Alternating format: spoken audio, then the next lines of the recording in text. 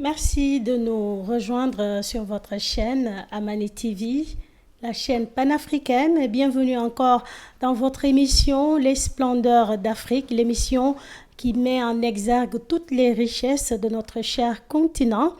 Alors nous allons parler du moringa. Pour d'aucuns, le nom est bien connu, pour d'autres, non, ou bien pas en tout cas suffisamment. Raison de plus pour parler justement de cette plante bien de chez nous. Le moringa qui est connu également sous plusieurs appellations. On entend dire nebedaï ou encore l'arbre à miracle. Justement, nous allons parler de tout cela avec notre invité qui a bien voulu nous recevoir chez lui, Daniel William, qui est un tradit praticien. Daniel, merci de nous recevoir, c'est un plaisir pour nous. Le plaisir est partagé. Alors, soyez les bienvenus chez moi. Voilà. Alors, un mot pour nos téléspectateurs? Je crois que l'émission va éclairer les gens parce qu'en fait, nous avons plein de plantes en Afrique, mais malheureusement, nous ne les connaissons pas. Tout à fait. Et aujourd'hui, de plus en plus, on s'intéresse donc aux plantes. Et nous qui travaillons là-dessus, nous essayons de plus en plus d'éveiller, tu vois, la conscience, que les gens sachent qu'on n'a pas besoin de se faire traiter par des produits pharmaceutiques, alors que nous avons des plantes. Moi, je donne un exemple. Avant la colonisation, mais nos parents ne connaissaient pas les produits pharmaceutiques. C'était à base de plantes, ils se nourrissaient. C'était le mil, à base de... Nous, au Sénégal, tu vois, l'alimentation de base, c'était le mil. Donc, on avait le tchéré, on avait le fondé, et nos parents étaient super bien portants. Et ils le sont toujours. Hein. Oui. Nous rencontrons, en tout cas dans les coins un peu reculés de l'Afrique, du Sénégal, puisque nous sommes là, des vieux qui sont encore très solides. Et vous nous parlez de leurs secrets, consommer tout ce qui est naturel, voilà, et ne pas tout le temps se fier à tout ce qu'on importe. Nous n'avons rien contre les produits importés, mais c'est bien de le rappeler et de nous faire comprendre qu'en Afrique, nous avons des richesses, nous avons énormément de choses qui peuvent nous servir, nous autres Africains, et nous n'avons pas besoin d'aller plus loin ni de dépenser plus, justement parce que tout est à portée de main. Je vous donne un exemple. Ma grand-mère maternelle a vécu 103 ans. Celle-là, tous les soirs, c'était son couscous. Elle prenait son couscous tous les soirs. Et elle avait toute sa tête pendant... Ah oui. C'est fantastique. Fantastique. Alors, moi, je fais référence à elle. D'ailleurs, moi, depuis quelques mois, j'ai supprimé l'utilisation, la consommation du pain le matin. Maintenant, tous les matins, c'est la bouillie de mil, ou bien le lard, ou bien le tchéré. Et ça, vraiment, ça marche bien. Ça marche très bien. Ouais. Voilà. Alors, comme nous l'avons dit, les Splendeurs d'Afrique aujourd'hui, en tout cas dans ce numéro, vous parle du moringa. Le moringa qui est une plante un peu connue quand même, mais peut-être qu'on n'en connaît pas assez, justement. Et à l'heure où nous parlons de la pandémie du Covid-19, je pense que c'est le moment de vous poser cette question. Est-ce que le moringa peut être utilisé comme remède absolument efficace justement contre cette pandémie-là? Moi, je vous dirais que le moringa, effectivement, pourrait être utilisé parce que tout simplement, c'est un excellent antibiotique. C'est un très bon antibiotique et puis, ça renforce le système de défense immunitaire. Quand on a un produit comme ça vient même. Donc, quand on est atteint, que les médecins te prescrivent des trucs, de toute façon, ce n'est pas incompatible. Vous pouvez renforcer l'utilisation de ces produits pour activer votre guérison. Et moi, j'en suis convaincu. Vous êtes praticien. Est-ce que vous utilisez le moringa sous quelle forme? En poudre, en graines ou la tige? En tout cas, quelle partie, sinon si c'est toutes les parties aussi, vous nous dites du moringa, vous utilisez pour aider les gens quand même à faire face au virus du coronavirus? Le moringa, on l'utilise sous toutes ses formes. Toutes les parties de la plante soignent. Donc, Le moringa soigne près de 300 maladies. Et ce n'est pas seulement au Sénégal qu'on utilise, en Inde d'ailleurs, la plante est d'origine de l'Inde. Donc en Afrique, en Amérique également, on utilise le moringa partout. Mais aujourd'hui, donc les gens de plus en plus découvrent toutes les vertus qu'il y a dans cette plante. Donc, c'est une plante miraculeuse, le moringa, mais c'est extraordinaire, c'est fou. Moi, quelquefois, je me dis, mais c'est quand même dommage qu'on ait découvert tout ce que le moringa fait. Parce que nous, avant, on l'utilisait juste pour le couscous, le tcheremboum. Ouais. Mais en dehors de ça, moi, je me rappelle quand j'étais gosse, chez ma grand-mère, il y avait un arbre de moringa, mais on utilisait juste les feuilles pour préparer du couscous. Alors que les graines étaient là, ça se perdait. Les gousses, donc, séchaient sur l'arbre, et puis ça s'éclatait, et puis ça tombait comme ça, et puis personne n'utilisait. Alors que c'est terrible quand moi, j'ai découvert, c'est à travers une étude scientifique, moi, que j'ai découvert tout ce que le moringa pouvait faire. Oui, on y reviendra et c'est clair que sûrement des gens viennent vous solliciter, parce que vous transformez le moringa, vous utilisez toutes les parties. De la plante, effectivement. Est-ce qu'il vous arrive de recevoir des gens qui viennent vous demander peut-être comment utiliser le moringa pour faire face au Covid? Bon, tout à fait. Bon, nous, de toute façon, au niveau des tradipraticiens, nous avons proposé des tisanes qui vraiment agissent efficacement. Mais bon, comme les gens n'ont pas tellement confiance dès que tu parles de tradipraticiens, on dit il y a un problème de dosage, il faut éviter ça. Alors que... Mais vous avez fait des études scientifiques justement qui vous permettent d'utiliser et de proposer un bon dosage. Donc il y a de quoi être rassuré.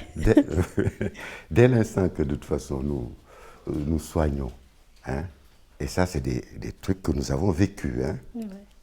Moi, je vous dirais, je me suis soigné la prostate avec le moringa. Avec le moringa. Le moringa. Alors que si j'avais suivi la médecine moderne, aujourd'hui, on m'aurait déjà charcuté. Ah oui. Alors que... Tout à fait. Il y a beaucoup de vertus. Puisque vous parlez des maladies, vous avez été guéri de la prostate avec le moringa en l'utilisant. Vous êtes dans le milieu depuis bien longtemps. Par expérience, aidez-nous à comprendre les types de maladies, en tout cas, qui peuvent être guéries, soignées par l'utilisation du moringa. Le moringa soigne près de 300 maladies. 300, je dis. Et c'est utilisé sous toutes ses formes, selon, en fait, le pays et donc les tradipraticiens. Chacun, de toute façon, dans ses recherches, trouve des remèdes à certaines maladies. Il y a des maladies qui sont très récurrentes et qui fatiguent énormément les gens. On peut citer l'hypertension, le cancer, le diabète. Est-ce qu'on peut l'utiliser, le moringa, justement? On peut utiliser, de toute façon, le moringa. Le moringa, c'est un préventif à plusieurs types de cancers, déjà. Le moringa stabilise la tension, que ce soit l'hyper comme l'hypotension. De toute façon, quand vous utilisez les graines ou les feuilles en infusion, ça vous protège. D'ailleurs, dernièrement, le docteur Dossou de fatigue, le centre Milango, le centre de recherche là. Alors donc, lui, il a dit tous ceux qui utiliseront les feuilles de Nebedaï en infusion n'auront jamais d'AVC. Ça, il dit de leur vie qu'ils n'auront jamais d'AVC.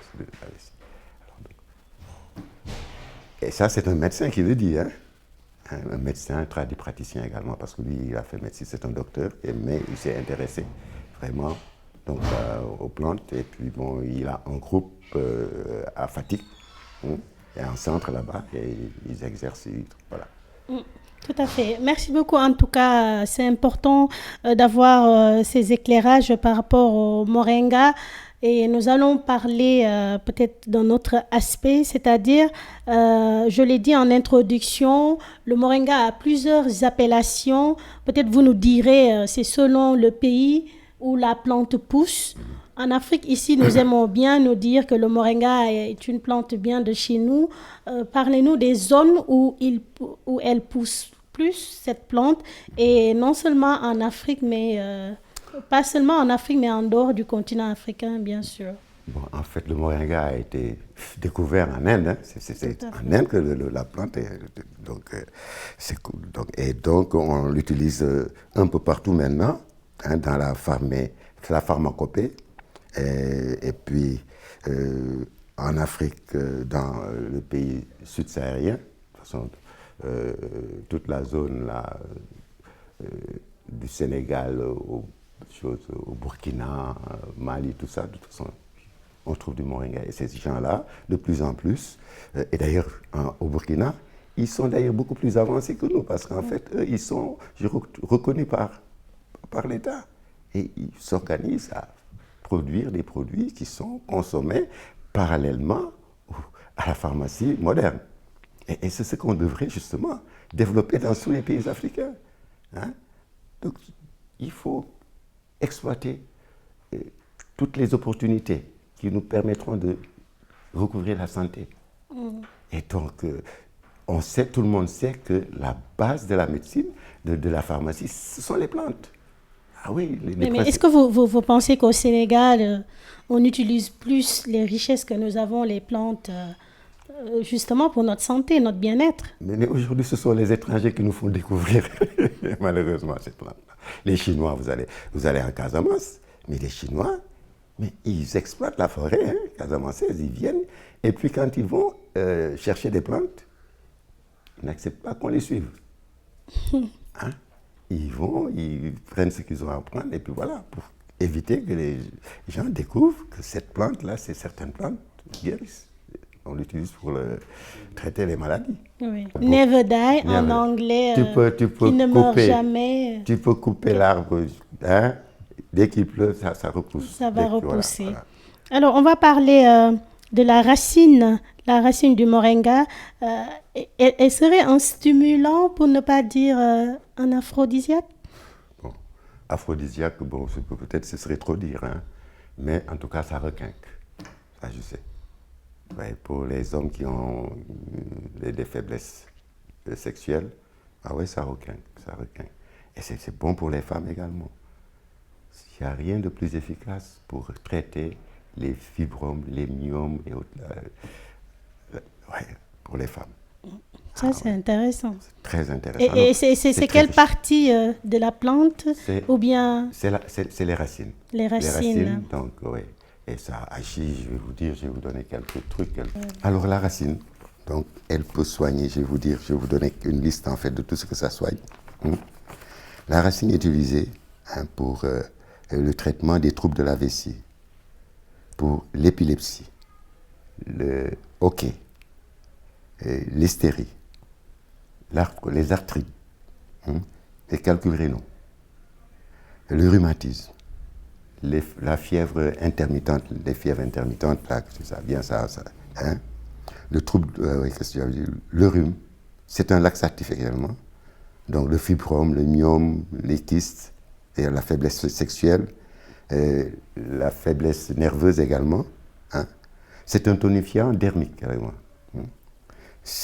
Les maux de dents, les maux de, je sais pas, des yeux également, les œdèmes, les inflammations, hein, les plaies, hein, et les troubles, des infections du foie et des reins. Ça nettoie.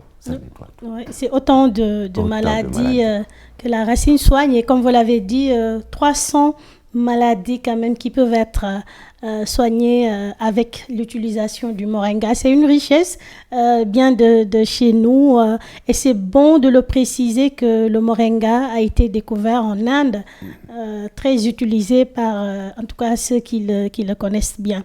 Alors nous allons passer, Daniel William, à la présentation des produits que nous avons sur la table et vous allez nous parler de quelle partie justement de la plante du moringa vous avez utilisé. Nous voyons du liquide, de la poudre, nous voyons les feuilles également.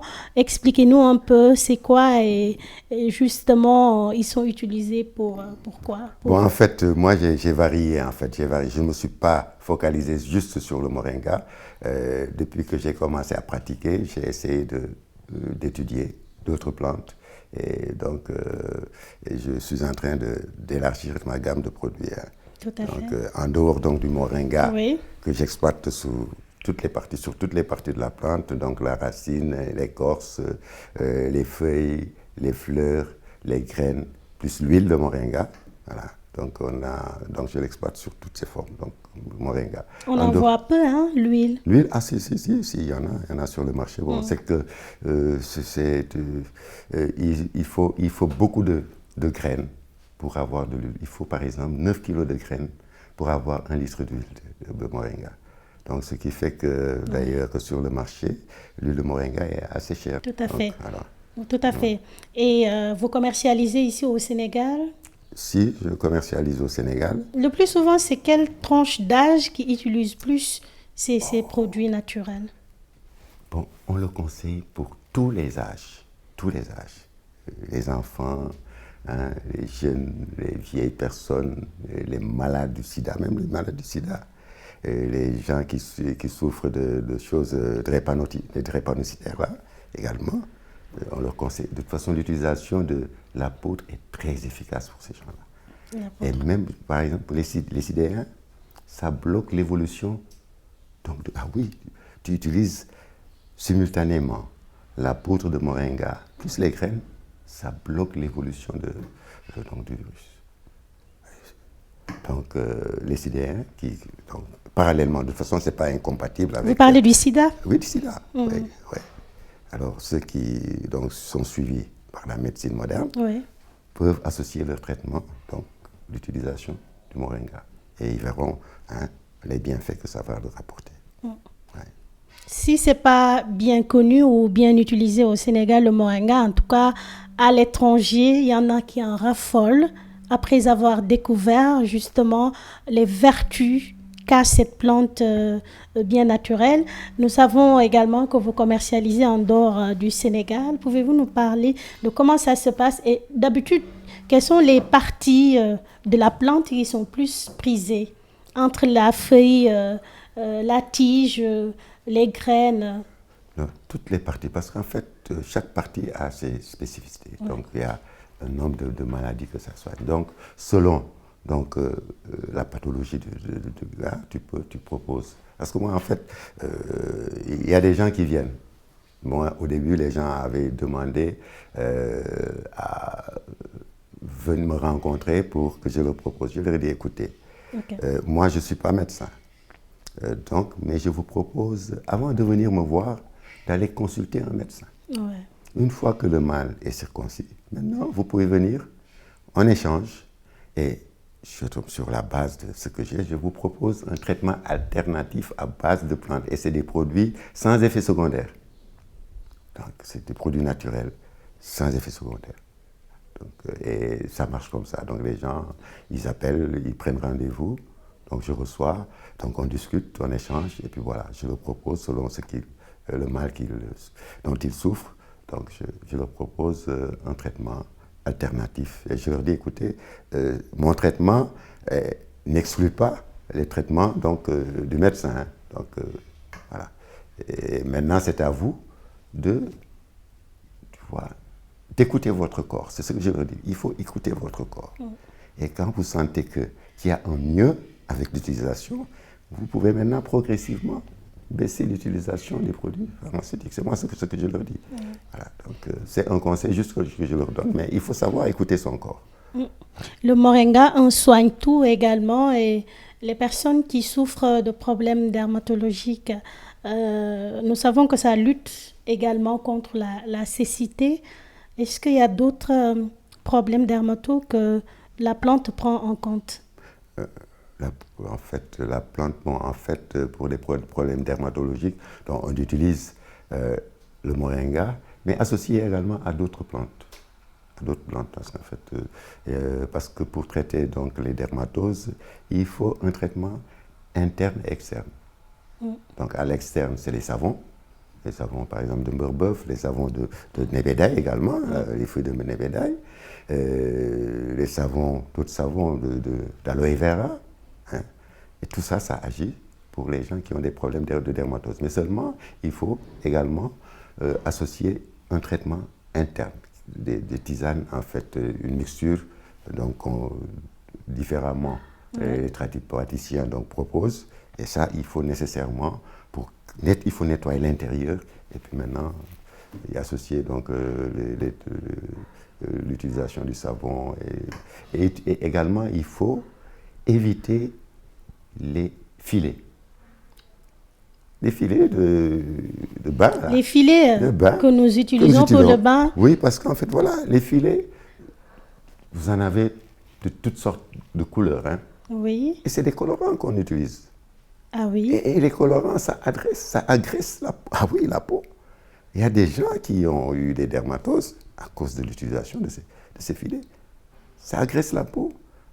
Et il faut utiliser quoi à la place? Bon, nous avons donc... Vous allez nous parler de filets, de filets naturels. Nous avons le filet à base de plantes. Le lofa, oui, le lofa.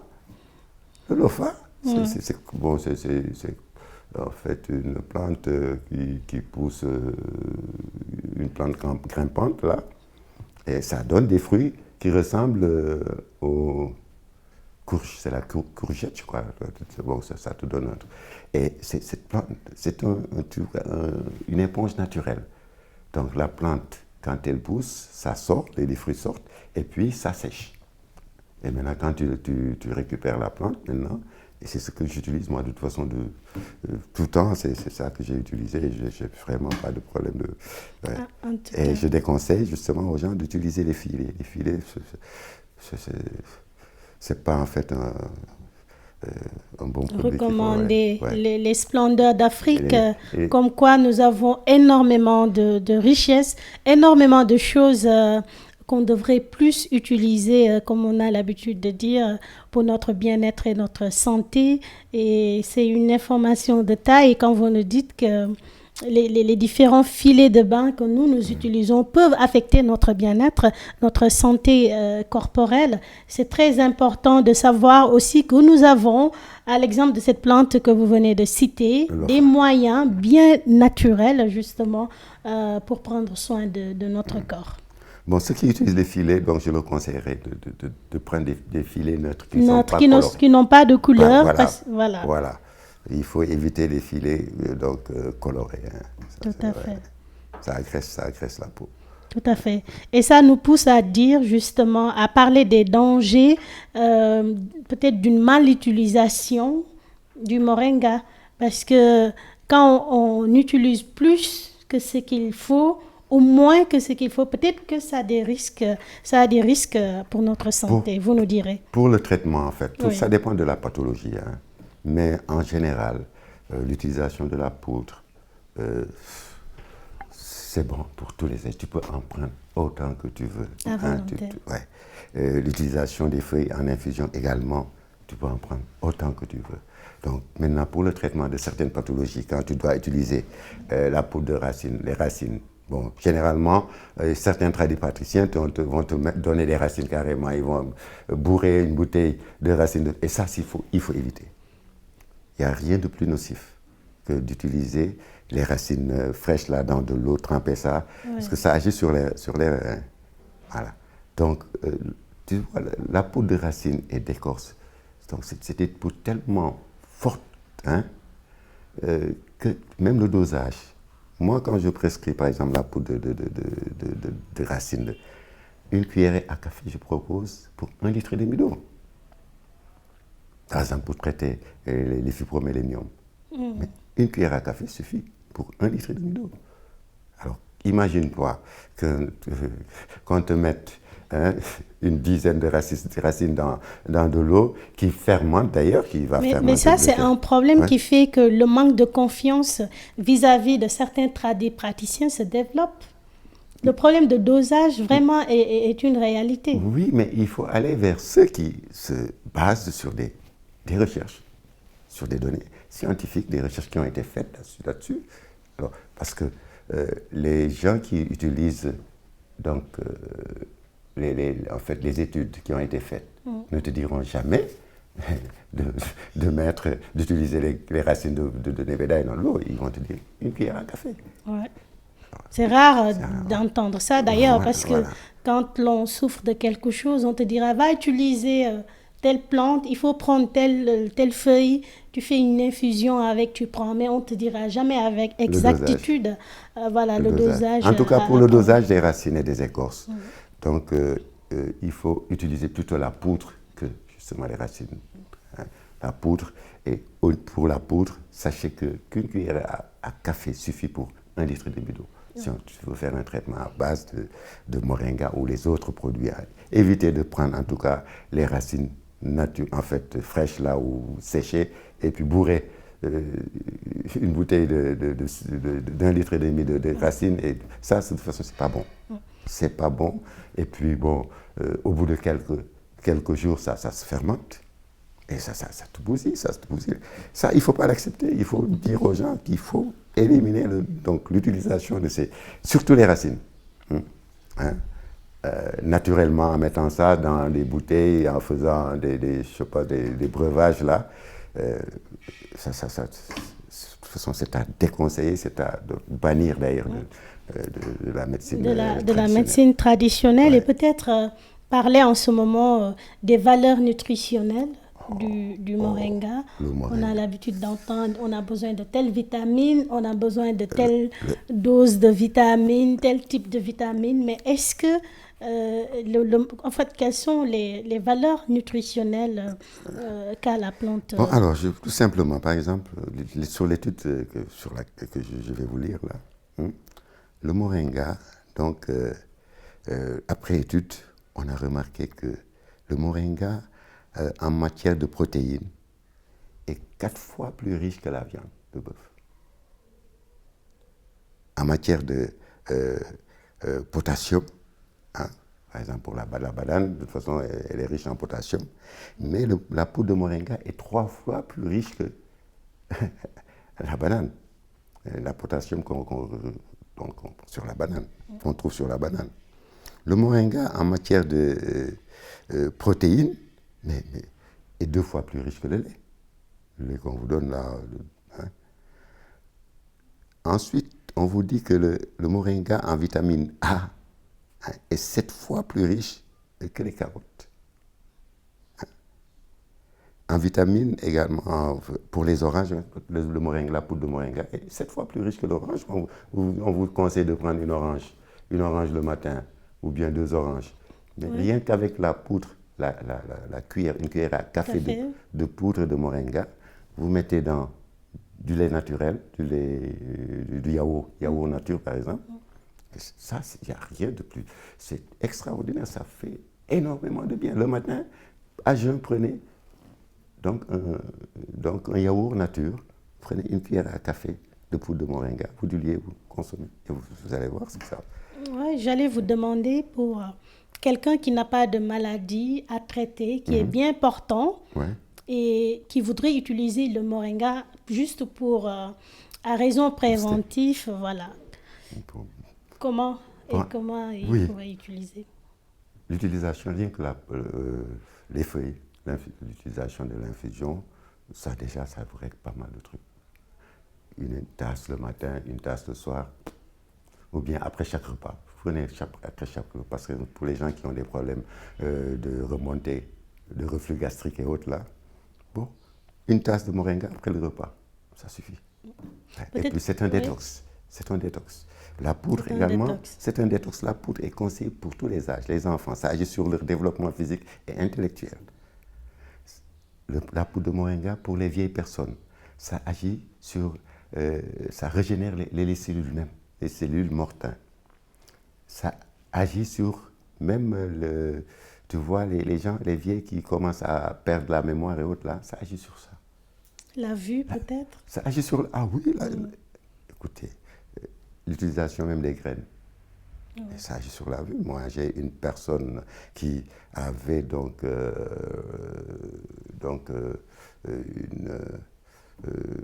des problèmes de vue. La tension oculaire avait tellement monté. Et puis, bon, je lui ai dit, écoutez, il n'y a qu'à vous mettre aux graines. Prenez 2 graines le matin, 2 le soir. Et puis, mais au bout d'un mois, elle va faire une consultation. Et le médecin était ébahi. Il dit, mais qu'est-ce que vous avez pris? Bon, il dit, bon, allez, au bout d'une semaine, revenez, on va faire un contrôle. Elle revient même. Donc la tension oculaire avait chuté et puis devenue normale. Donc il y a des vertus insoupçonnées qu'on ne connaît même pas pratiquement. Tout ce que, voilà. Mais qu'est-ce qui fait que, par exemple, comme on dit, il faut souvent consommer des légumes et des fruits. Ça, c'est connu de tous. Hein. Ouais. Qu'est-ce qui fait que maintenant, le moringa, qui a 10 000 fois plus d'efficacité, comme vous venez de l'illustrer, qu'est-ce qui fait que en tout cas, cette communication ne passe pas, ou bien ce manque de confiance se développe? Quel est le problème, en fait? Donc, c'est des communications qui sont mal reçues. Moi, quand j'ai fait l'expérience de ma prostate, j'ai eu à contacter des urologues pour vraiment qu'on puisse partager ce truc-là. Mais non, dès que tu leur parles donc de médecine traditionnelle, bon, on ne t'écoute même pas. Moi, j'ai eu un ami urologue, j'ai pris plusieurs rendez-vous avec lui, mais il m'a toujours évité. Bon, il faut les comprendre, hein, ils sont formatés comme ça, hein, ils ont été. C'est pas une question d'argent?